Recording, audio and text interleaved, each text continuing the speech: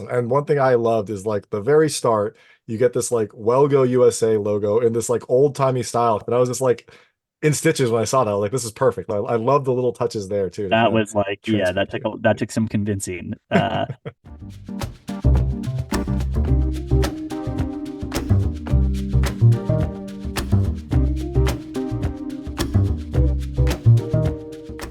Hey everyone, it's David Stark from Watcher Pass, and I'm talking to Francis Gallupi, the writer and director of The Last Stop in Yuma County, which is coming to theaters and digital on May 10th, 2024. I'm going to talk to him right now. While you're watching, if you can like and subscribe to this channel, that would be fantastic. I'll spend a lot. Thank you. So, thanks so much for joining me today. I've got Francis Gallupi, the writer and director of The Last Stop in Yuma County, which is coming to theaters and digital on May 10th, 2024. It is a wonderful Western thriller that has this fantastic style, a great cast, and plenty of drama. And you get to find out what happens at the last stop in Yuma County. I loved it. I think it was a fantastic movie. So I'm very excited to talk to you. And thanks so much for joining me. Awesome. Thanks for having me, man. Of course. So, what hurt you that made you want to write this story? Because it was a tragedy. It was wonderful, but oh God, you leave it and you're like, I don't know if like I love the movie, but I don't know if I liked it, right? Yeah, yeah. No, yeah, I've always sort of been a fan of movies that, you know, kind of have this impact on you at the end where like it's not a happy ending. I've never been able to write a happy ending. Like the movie that made me like want to make movies is Funny Games, and that is like a very fucked up film. I don't know what it is. I've always looked at this movie like as a film noir. You know, it's a flawed character. It's a tale of morality. It's a character with a skewed moral compass. And like I've really always been attracted to that genre and that sort of world of storytelling. So I can't can't tell you what went wrong in my childhood, but uh you know, yeah. No, hey, you know what? If this is your therapy, if this is probably cheaper than therapy. I don't know. Indie movies are Exactly. expensive to make, so maybe it's Yeah, not. yeah. But if Yeah, this yeah. lets you get the dark places out, then by all means. Oh, totally. Yeah, yeah. No, it's fun. I trust I'm a pretty happy person, but when it comes to my writing, I am always writing very fucked up, dark shit. Yeah. Excellent. Well, you know what? That sounds very well adjusted to me. Now, I think this is your director, or this is your feature debut. Were you always Yes. set to direct this movie? Was this written with the idea that you would direct it, or was that just kind of a happy coincidence? No, I was always going to direct it. Yeah, I don't think I would ever want to like just be a writer. I don't fancy myself a writer. I usually write with the approach of I want to direct this. I'm kind of always writing visually. Hmm. Um, and I don't really enjoy I don't know, I have this idea that like a real writer wakes up in the morning and just like has a glass of whiskey and hammers down on his typewriter, and that's not me. Maybe that doesn't exist. Maybe I just made that up in my head. But That's the Ernest Hemingway approach, I think. yeah, exactly. Yeah.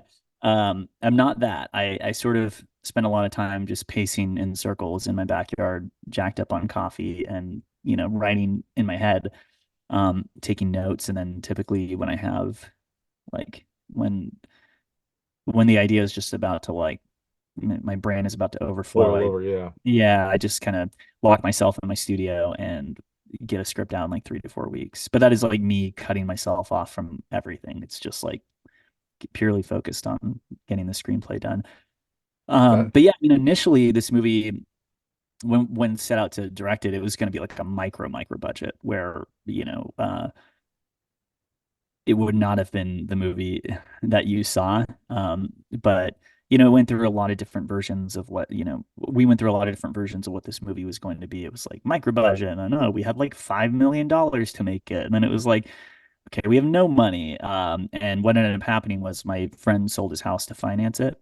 Oh wow. Uh, yeah, so we were able to really sort of uh, make the movie that we wanted to make. There's no studio, or it was very, very much as independent as you can get, you know? That's amazing. Because yeah, no, this film had like a fantastic cast, like higher production values than you kind of expect from a random indie movie. It looks fantastic, and the Oh, cast thank is phenomenal. So that is a good friend. Make sure to to thank them you. profusely. Oh That yeah, is yeah. He's in my backyard right now, actually. But yeah, no, and we got extremely lucky with the cast. We had a great casting director, and I've been kind of keeping a short list of all these indie darlings that I really, really loved. A lot of them sort of in the horror. community and the horror films. And yeah, wrote letters to all of them and got really lucky. So that obviously like helps the production value. And then I have just all my HODs are great. My cinematographer, Mac Fiskin, who has shot everything I've ever done, short films, music videos. That also adds a lot to the production value because he's great at what he does. Yeah, for sure, for sure. Yeah. And yeah, the cast definitely some horror in there. And Barbara Crampton obviously is a standout, but Richard Brake was amazing in it. Jim Yeah. Cummings, I Yeah. think, has done some like thriller horror kind of movies. So just a Yeah. Wolf of fantastic. Hollow. Yeah. And Sierra McCormick also has done a lot of horror too. So I loved it. I was like giddy when I saw like these characters and how they're interacting and the characters that they're playing. Yeah. I saw the Vast Night and that just won her the switchboard sequence with Sierra. I was like, oh my God, if she can do that, she can do anything. And um yeah, I had to work with her. So when I wrote the character of Sybil, she was the first person I went out to.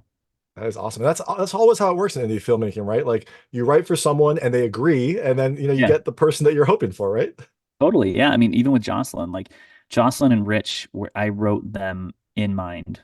Like, I mean, I had them in mind the entire time I was writing the script. So, if they said no, it would have been a real challenge for me to get over not seeing Jocelyn play that role, because it was just like I was so dead set on it.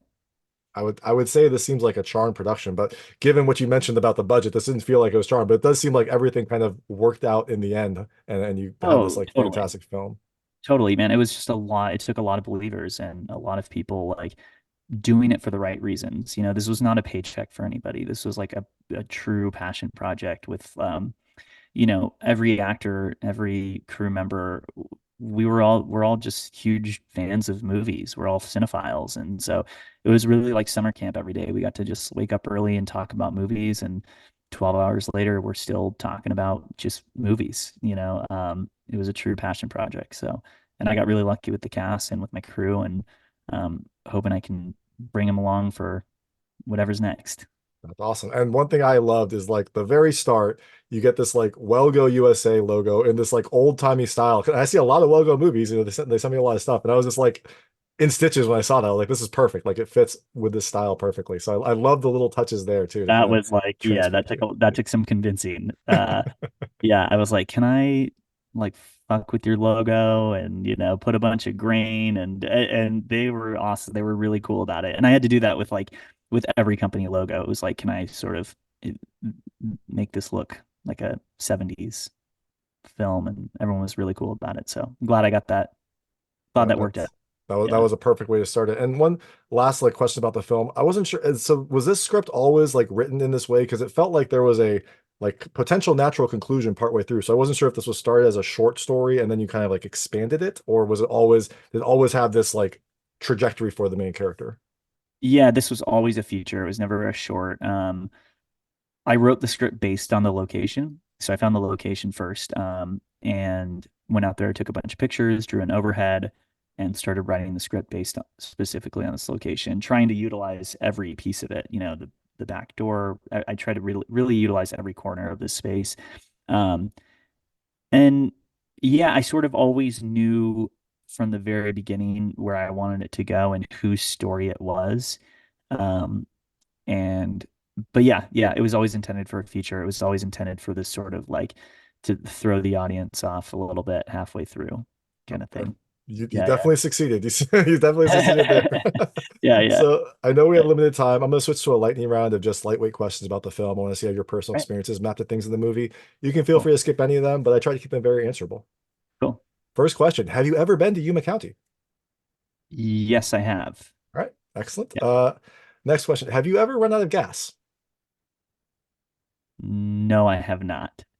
Okay, Wait, all have good. I? Always a planner. Yeah, Uh, yeah. this movie involves a lot of cash. What is the most cash you've had on you at once? Oh shit. I sold a car once when it was all cash. So like, yeah, probably like 10 grand or something. Oof, that must Yeah. have been stressful. Yeah, it was. And the last most important question: have you ever had rhubarb pie? Oh yeah, my mom makes rhubarb pie all the that's why I wrote it in the script. That's her uh it's her go-to. I assume it's also to die for.